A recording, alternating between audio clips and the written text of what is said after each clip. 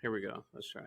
Good morning, everyone, and happy Friday. Welcome to another episode of Grow with Greg. It is a beautiful Friday morning here in Atlanta, Georgia, and I am so excited to have a very special guest on with us for episode number 18.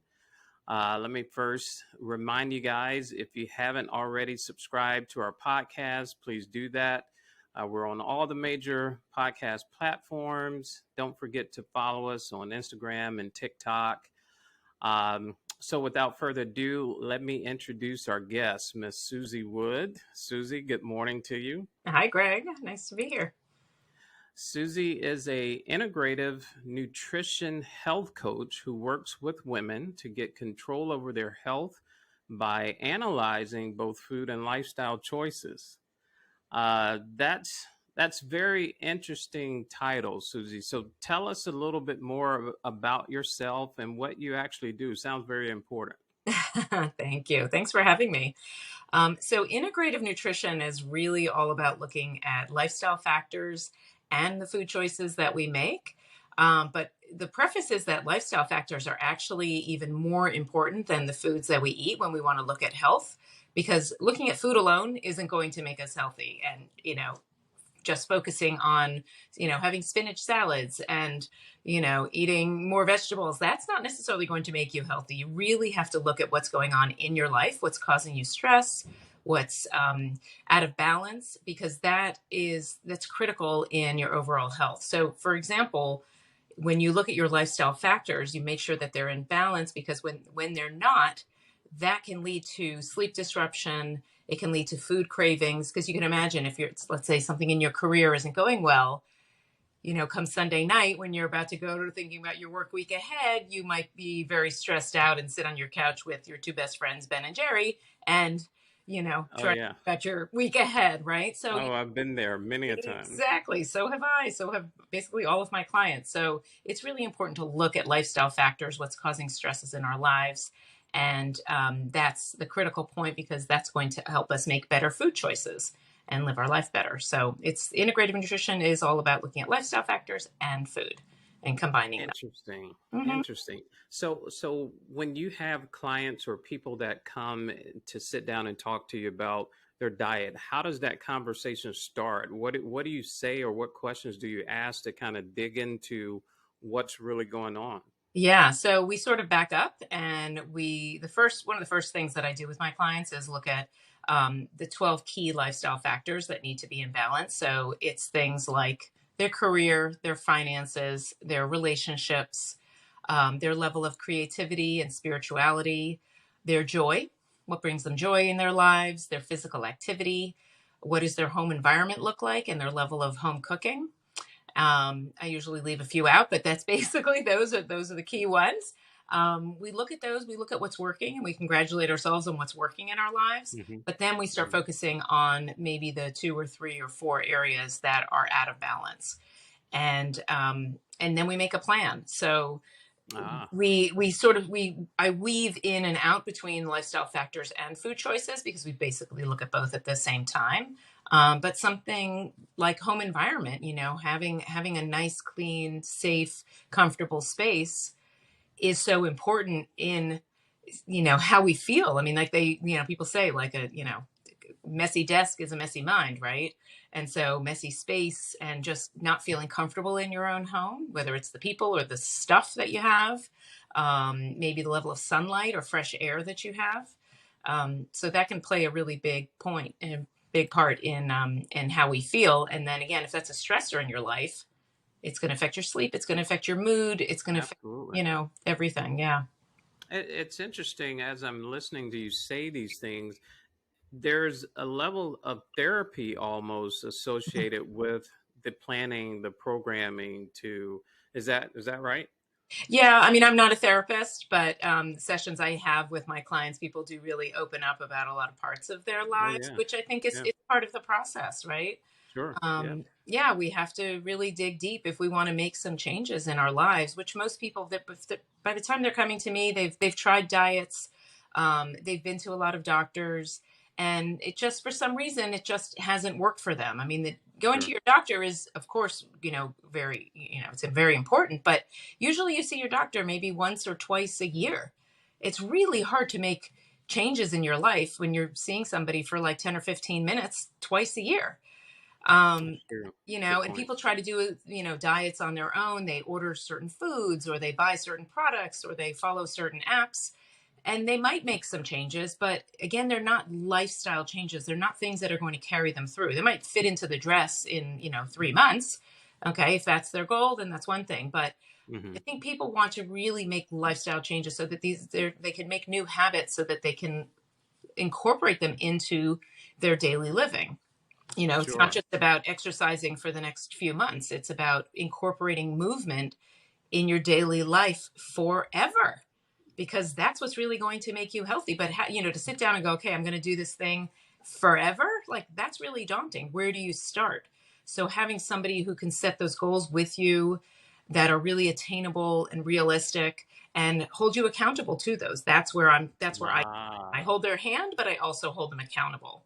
Okay, so you said another interesting thing that kind of perked my ears because, when you say lifestyle change, that's not the flip of a switch. That's No. something that you've got to take baby steps. So I call them small successes. And Yeah. how do you help people get into that mindset of, okay, this really is a lifestyle change? It's not like the diets you've tried in the past where it may be a couple of weeks and then you fall back or in worse shape than what you initially Yeah. started. But the mindset, I would imagine, have to change, right? Yes, 100%. It's really all about behavior change and setting new habits. I like to say this is not a program about restriction, because that's usually what we're told when we start diets. Don't eat this, stop having that, eat at a certain time, don't eat at a certain time, do this, do that. And who wants to live their life like that? Right. It's very difficult to sustain that. You could probably do it for a few weeks or a few months, but again, not for your entire life. So instead of removing things and restricting ourselves, I like to say, let's add stuff in. Let's add Okay. wonderful things into our lives. Let's make those things habits. And so, instead of looking at all the things that, I can never have chocolate. Well, yeah, you can. You can. You just have to fit it in. You have to allot it. You have to make a choice that that's something that you want to have. Are you going to have 10 bars of chocolate? No, that might not be a great choice to make, right? There are better choices. But when we look at filling our plates and our lives with things that are sustainable and nourishing, Hmm. in every capacity, and you realize, if you want to, let's say, eat more vegetables and fruits, well, just start with adding one serving of Okay. vegetables to each Okay. meal.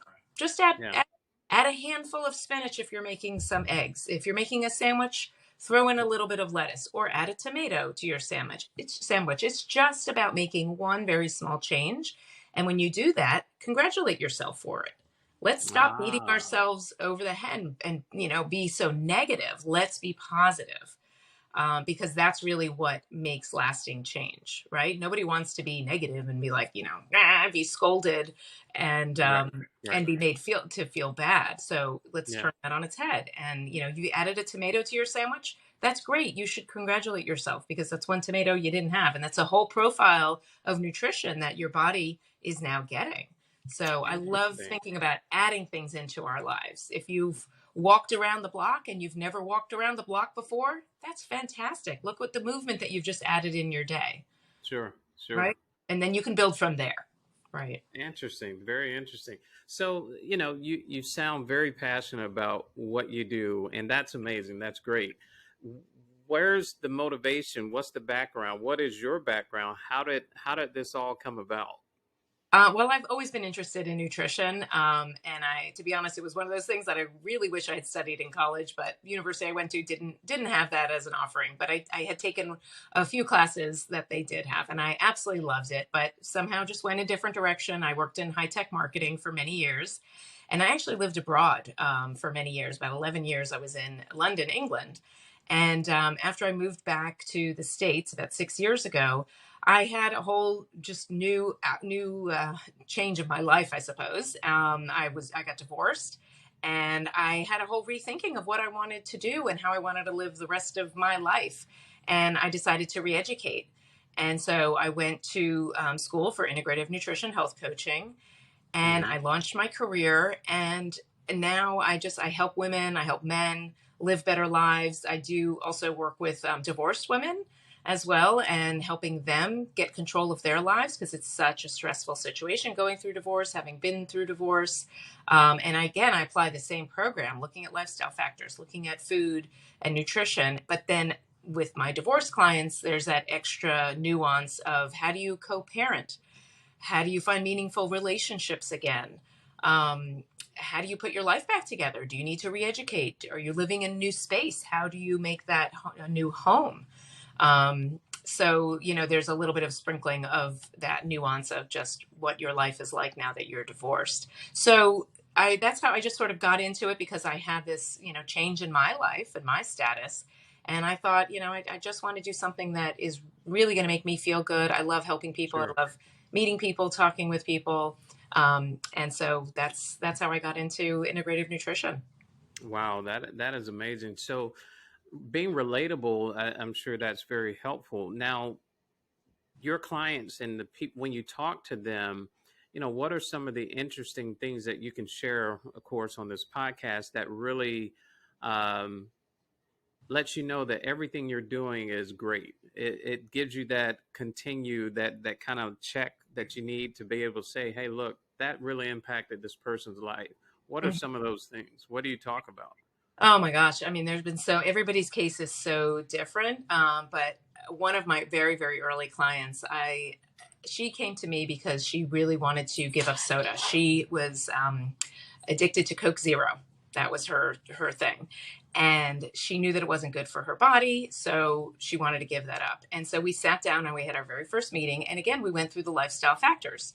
And for her, she was just mentioned in passing, I'm just so tired of the way things are in my home.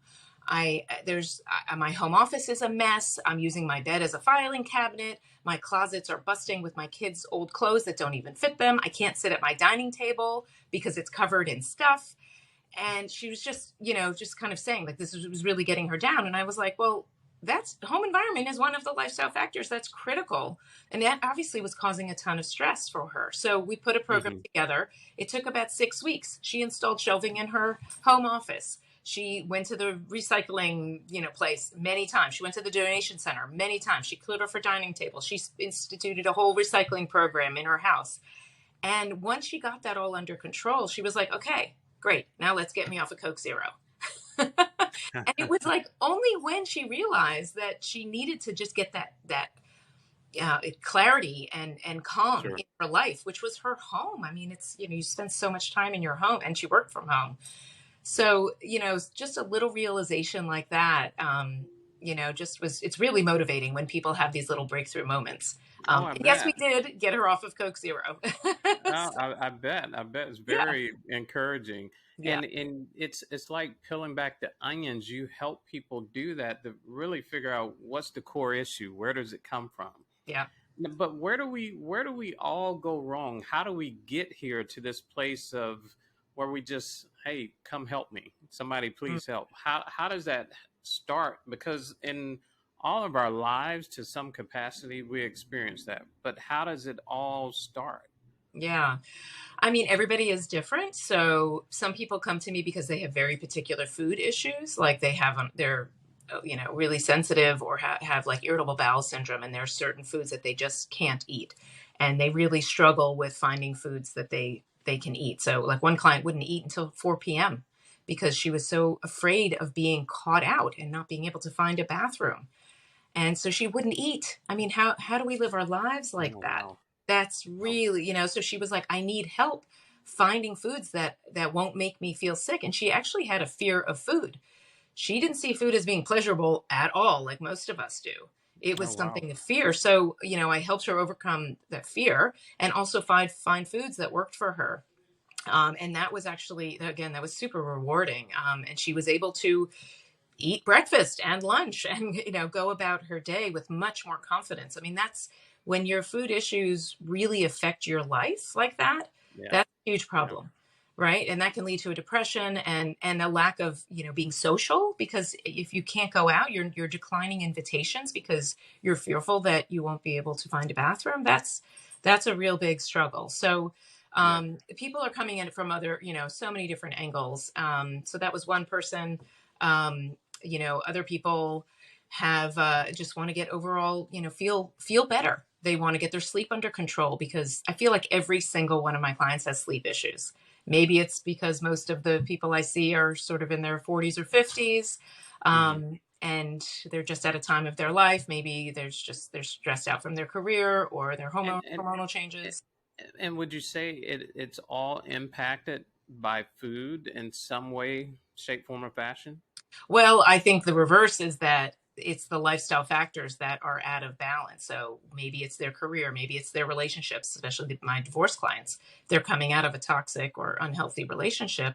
They're much more likely to crave certain foods because of the situation that they're in. So yeah, we all have stressors. So it's really our lifestyle factors that are affecting those food choices that we make. Again, it's not just looking at the food first. And Sure. so many, diet programs out there only look at food. Yeah. You can eat all the Yeah. kale salad in the world. That doesn't mean you're going to be healthy. It just means you've eaten a lot of kale salad. Yeah. Yeah. Right? Like, what's driving you in your life to have these stressors that you feel like you need to jolt yourself up in the morning with caffeine and a muffin and a bagel, and then at night you're winding yourself down with, alcohol or, cake or cookies or something like that. And, it's what is it? What is it in our lives that are causing those things? And Yeah. and Yeah. the temptations are around us. I mean, you go down any main street in any town in America, there's fast food, there's, bakeries, there's all this stuff. And our very carb centric, sugar focused, typical American diet is really doing us a big disservice. So part of my program is a lot of education on what those foods do to your body, the stresses that Sure. those put on your body, because now you've had this huge sugar spike, whether you're eating refined carbs like, white flour kind of products, your typical bagels and cereal and pastas, cause a huge spike in our blood sugar. Then we end up with a huge crash. Then we feel like, oh, we're in a slump. Well, now we got to do it again, and we got to pump Yeah. ourselves up again, and Yeah. we do it Yeah. all over again, and we keep going through these cycles day after day, and that puts so much stress on our bodies. We have extra cortisol, and then that affects our insulin response. That insulin response affects your melatonin production. That deals with sleep.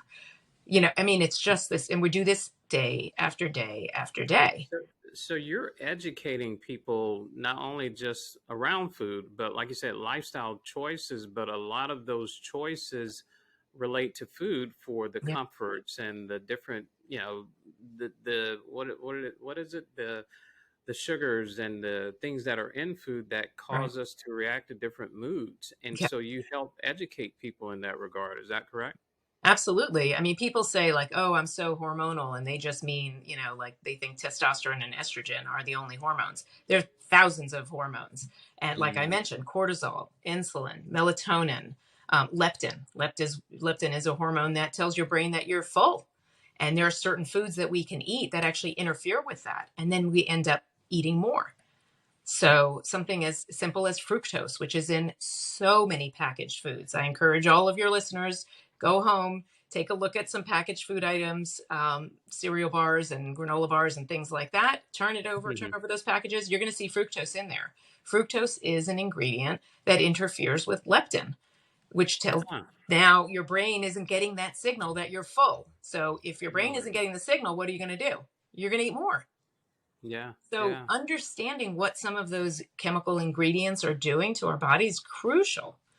Is Wow. absolutely crucial. So, it's not really a matter of willpower and why you're eating too much. Maybe it's because of some of the ingredients that you're eating. Sure. So Yeah. again, there is that educational component, that I introduce to my clients. I mean, this is why I have a 5-month program.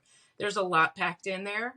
I work with people over several months to, analyze their lifestyle, analyze their food, their stressors, um, and try to put a plan together to make them feel healthier so they can live. Again, this is for their life. This isn't to fit into the dress for the wedding. Yeah, yeah. I'm listening and I'm thinking about. I'm like, okay, it's a 5 month program. So at what point throughout your program do you start seeing your clients transition to that aha moment, or where they're starting to really gain that traction where they get it? Yeah, it can be a matter of days for some. I had one client who had some food sensitivities. She wasn't allergic to anything. She wasn't intolerant to anything, but she definitely had some food sensitivities. We had done some outside testing with another company. And so she took her list of foods, which were things like sugar, gluten, dairy, and alcohol. And she was very diligent because she was really tired of feeling so bad. She had a lot of symptoms, and she eliminated all of those things within a matter of 4 or 5 days. She lost 4 pounds, and some of her symptoms started going away. So she had Mm, had some breakouts on her skin that all cleared hmm. up. She had arthritic fingers. She couldn't make a fist. That went away. She had swollen ankles and Oh knees. wow. So in the morning, she would wake up feeling really stiff. That all went away because she identified the foods that were causing her inflammation in her body. And once those inflammation triggers weren't there, guess what? The inflammation went away. And she felt so much better. So she Wow. immediately lost just that, that quick four pounds or so. That was just from her body kind of dealing with this food that wasn't agreeing with her. Hmm. Hmm. So she had very immediate results, and she kept it up. And other people have different aha moments. Sometimes it's just a matter of like they want to exercise a little bit more. So we put together a plan, and they've made it to they walk to their first, I don't know, neighborhood walk. And Yeah. then the next day they went a little bit further, and they're like, wow, I can do this, and it didn't hurt.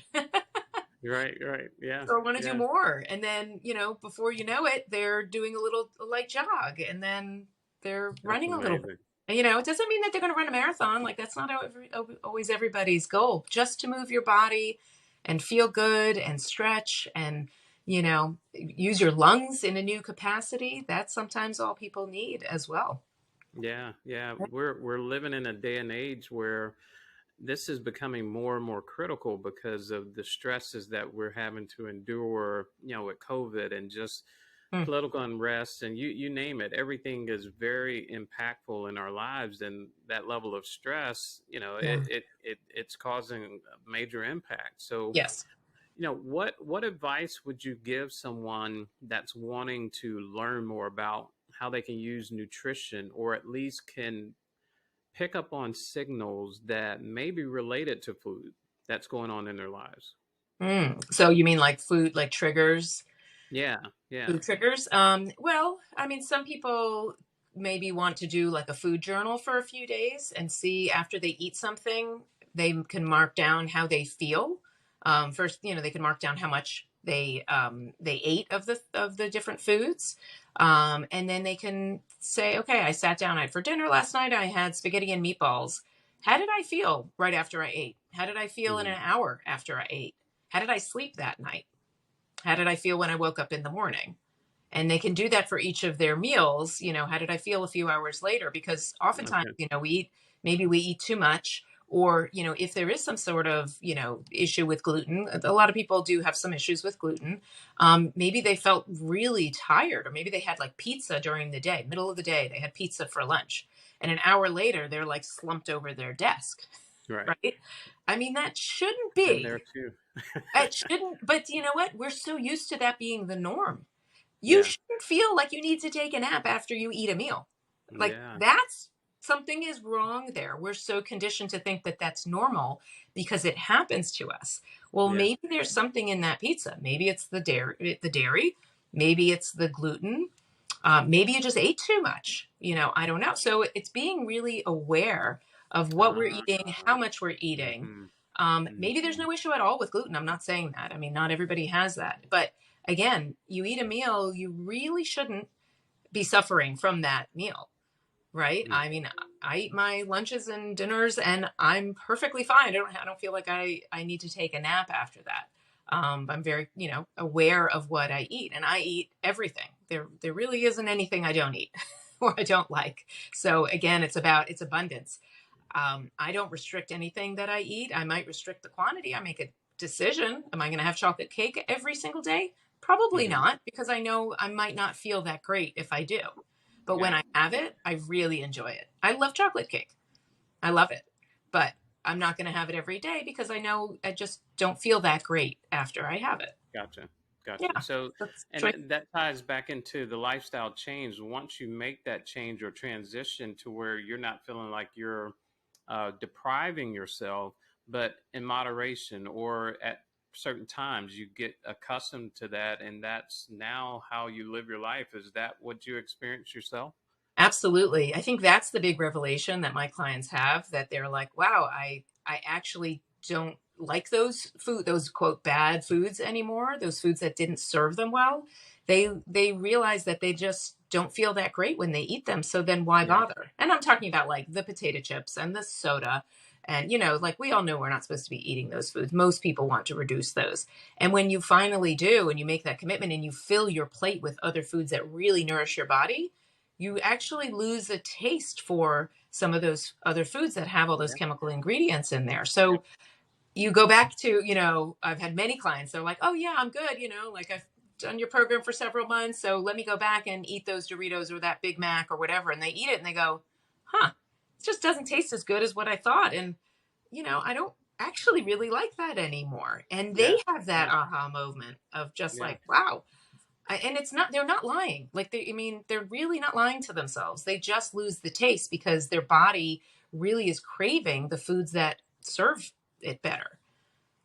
That's So, amazing. That yeah. is amazing. And that's Now, a lifestyle change. That's really what we're looking for. And that's something that's sustainable. oh, that's great. That's amazing. Now, do you grow any of your own food? I grow a lot of herbs. That's really what at the moment that's what I have space for. I usually grow tomatoes because those don't take a lot of space.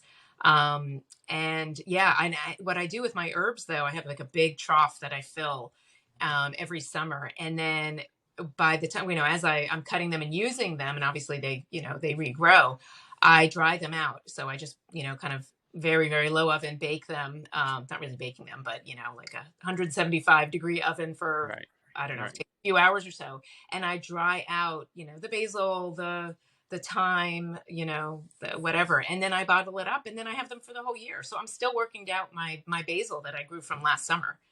Oh, Because that's so, nice. and it's amazing. It tastes better because it's so fresh, right? So it tastes so much better than what I would normally buy in the dried out, the dried form. I mean, I love fresh basil, but I'm saving myself a lot of money too, Oh, because yeah. Yeah. Well, I'm I'm using sure you my notice the difference as well, with grocery stores now and not just the expense, but just the quality of what you yeah. find in the grocery stores. A lot of people are doing just that, growing their own at home. Yeah. Yeah. So, I mean, I'm in a rental property at the moment, so I can't really do any in-ground gardening, but I have lots of containers. And so I do a lot of ornamental plants, which I love. And I actually, when I was living in England, I studied horticulture. Oh, So I nice. believe that that's really the connection that I think that was the penny that dropped. I think the connection between, what we grow and what we eat and the quality of the food, it was just a huge passion of mine. So I don't at the moment have that much opportunity to grow my own stuff, but I have definitely over the years. And it's so satisfying. It's just like that tomato that you've grown, with your own hands. It's fantastic. I love it. That's But awesome. somebody who doesn't have a lot of space or maybe is in a rental situation like I am, Hmm. grab a pot in a sunny window or, a little outdoor balcony. And in the summer, throw some herbs in there and you grow them organically. Really, the pests don't seem to. The basil, maybe the pests might go after the basil, but I find pests don't go after the thyme and the oregano and the dill and the fennel. I find they leave them alone. That's So, amazing. And I'm not going to switch the conversation here because I can talk about that forever. Of course, I yes. could. But you're right. You make it sound easy, and a lot of people feel intimidated. It really isn't that intimidating to do exactly what you just said. Just Hmm. if you want to try it out, Yep. just a sunny windowsill somewhere, Yep. Yep. any herb, basil's an easy one to grow. Try it out. Yep. It's a life changer. Yeah. I would say, position is the most important thing because you gotta water it consistently and it's got to be in the right spot, right plant for the right spot. So you definitely need a sunny spot for herbs, and most things, that most produce. So that if you're in a very, very shady spot, you can get one of those indoor, I forgot what they're called. My boyfriend actually got me one last year, but it's like, it's all grows in water. You probably know what they are. They come these little pods, and it's got like the light Yep. contraption on The top. domes with the lights. Yep. Yeah, and Yep. it's Yep. so fun. So you can do that, when it's Yep. not, in the winter when there really isn't a lot of sun. That's And exactly that's right. so satisfying as well. It Yeah. is. It really So is. there's no Now, excuse. It's just a matter of trying something. there you go. Well, folks, you heard it. Susie said it. And like I said, she made it sound easy to do. And it really is. Just give it a try. That's all Yeah. you got to do. Right.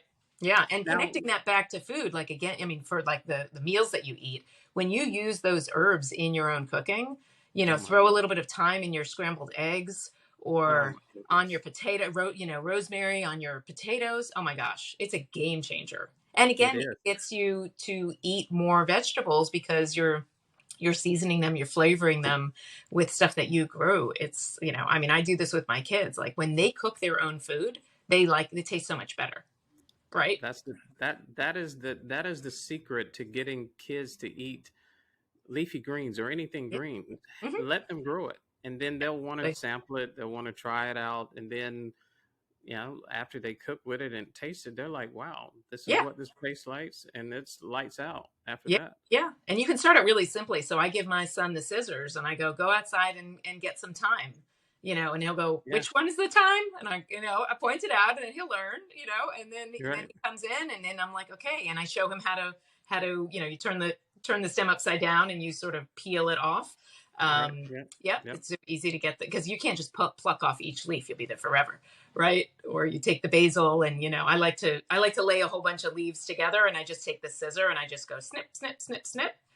I just And happen to find these things around me all the time. You're right. Just they just come off really easy. Use the yeah, tool yeah, or what else you have, and there you go.